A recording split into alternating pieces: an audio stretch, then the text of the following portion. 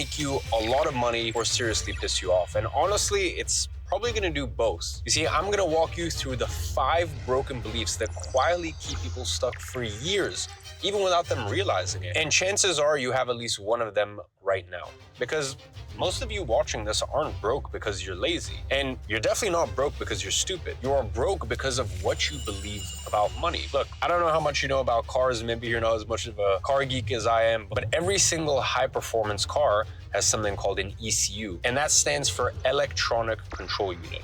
It's pretty much the brain of the car. It decides how much power gets released, how hard the machine pushes. Look, I have cars in my garage that are genuinely dangerous, but if someone went in and tweaked that ECU, these cars would go into limp mode. And in that moment, all of that power, all of that engineering locked away, not because anything's broken, but because the system thinks it needs to protect itself from something that it doesn't trust yet. And your brain works exactly the same way. You see, most successful people aren't sitting there with some magical IQ that you don't have, okay? I've met a lot of rich people, some incredibly smart, but a lot of them surprisingly average, and a few that honestly genuinely make you question how they even got there in the first place. But what they all have in common is they think about money completely differently than regular people. And over time, I started to realize that building wealth isn't really an intelligence game. It's more of a game of beliefs. The beliefs you have around money, around risk, around opportunity, and even yourself. And your belief system is your ECU. The problem is that most of you watching this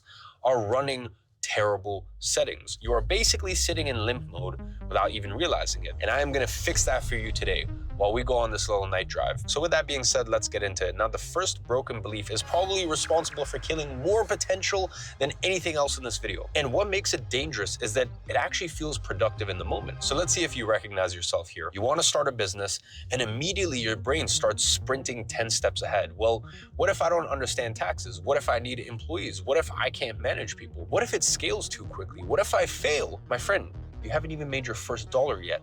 Yet, you're sitting here trying to solve problems that don't even exist. And while you're busy creating all these imaginary scenarios in your head, the one thing that would actually move your life forward never gets done. And I've noticed something very funny over the years because people assume uncertainty disappears once you start making money. They think that there's some magical point along the journey where you wake up and you suddenly think, right, I finally understand this whole business thing now. That never happens.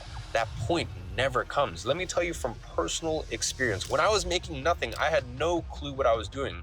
At $10,000 a month, no clue. At $100,000 a month, same thing. At $1 million a month, honestly, I still felt the same way. The uncertainty never really goes away.